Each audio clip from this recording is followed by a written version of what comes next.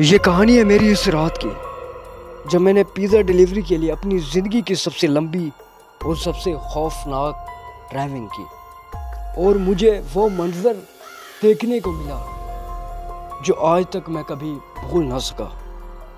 اگر آپ بھی ہارر سٹوری میں دلچسپی رکھتے ہیں تو اس ویڈیو کو مکمل لازمی دیکھنا۔ تو ہمیشہ کی طرح شروع کرتے ہیں شروع سے۔ یہ کہانی ہے میری اس رات کی جب میں نے پیزا ڈیلیوری کے لیے اپنی زندگی کی سب سے لمبی اور سب سے خوفناک ڈرائیونگ کی۔ میں پیزا کی دکان سے 4 لارج پیزے لے کر نکلا۔ یہ تقریباً 20 منٹ کا سفر تھا اور میں سوچ رہا تھا کہ اتنا بڑا آرڈر ہے تو ٹپ بھی اچھی ملے گی۔ رات کے وقت مٹی کے کچے اور انجان راستوں پر گاڑی چلانا ہمیشہ مشکل ہوتا ہے۔ آخرکار میں دیے گئے پتے پر پہنچا، ایک پرانی شکستہ حال عمارت جو ایک جنگل کے بیچوں بیچ واقع تھی۔ وہاں نہ کوئی لائٹ جل رہی تھی اور نہ ہی کوئی دوسری گاڑیاں کھڑی تھی۔ جگہ دیکھ کر ہی میرے دل میں ایک انجان خوف بیٹھ گیا۔ میں نے باس کو کال کی، 3 بار ایڈریس کنفرم کیا لیکن ایڈریس درست تھا۔ باس نے غصے میں کہا کہ جا کر دروازے پر دستک دو۔ 4 پیزے واپس لے جانے کا خطرہ میرے لیے زیادہ پریشان کن تھا۔ نہ چاہتے ہوئے بھی میں گاڑی سے نکلا اور عمارت کے دروازے تک گیا۔ میں نے زور سے دستک دی، کوئی جواب نہیں ملا۔ ایک لمحے کے لیے تو مجھے مایوسی ہوئی کہ میرا وقت اور گیس دونوں ضائع ہو گئے ہیں۔ میں نے آخری بار دوبارہ دستک دی۔ اچانک اندر سے کسی چیز کے سرسراہٹ کی آواز آنے لگی۔ میں نے دوبارہ دستک دی اور چلایا کہ میں پیزا ڈیلیوری والا ہوں۔ اب مکمل خاموشی چھا گئی۔ جب میں مڑنے ہی والا تھا کہ میری نظر کھڑکی پر پڑی۔ ایک شخص کھڑکی کے شیشے سے مجھے گھور رہا تھا۔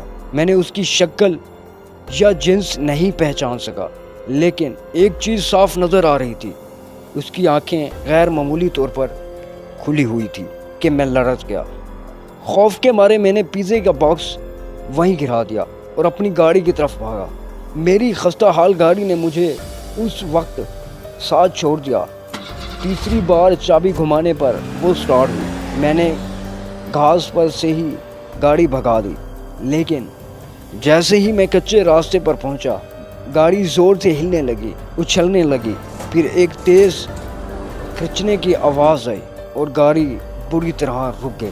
میں کانپتے ہوئے نیچے اترا کہ دیکھوں ہوا کیا ہے۔ میرے جسم میں جیسے بجلی کا جھٹکا لگا۔ میرے چاروں ٹائر کاٹے جا چکے تھے۔ میں سمجھ گیا تھا کہ جب میں دروازے پر دستک دے رہا تھا، یہ سب کچھ اس وقت کیا گیا ہے۔ بھاگنے کے بجائے میں نے واپس گاڑی میں گھس کر دروازے لاک کر لیے اور فوراً 911 ڈائل کیا۔ میں نے آپریٹر کو سب کچھ بتایا۔ انہوں نے مجھے سختی سے کہا کہ گاڑی میں ہی رہو اور دروازے بند رکھو جب تک پولیس نہیں پہنچ جاتی۔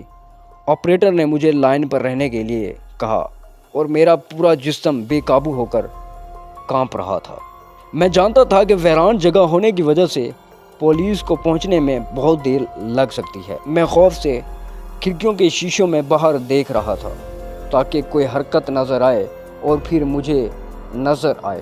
وہی شخص، وہی عورت جس کی کھلی ہوئی آنکھیں میں نے کھڑکی سے دیکھی تھی، وہ میری پچھلی سیٹ پر بیٹھی تھی۔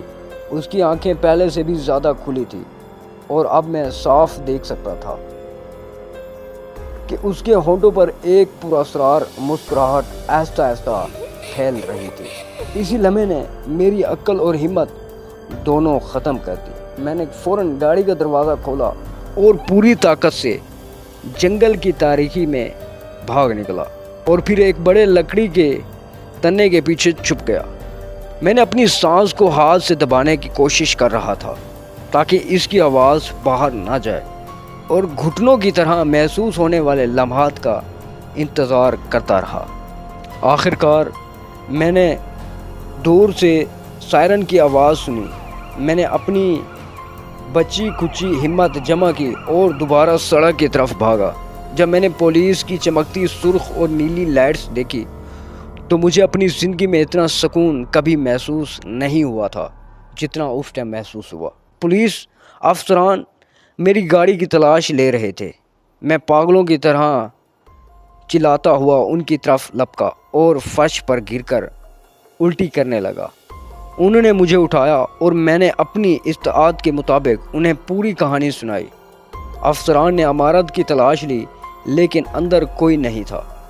انہیں صرف نوکیلے اوزار ملے جو ٹائر کاٹنے کے لیے استعمال ہوئے تھے۔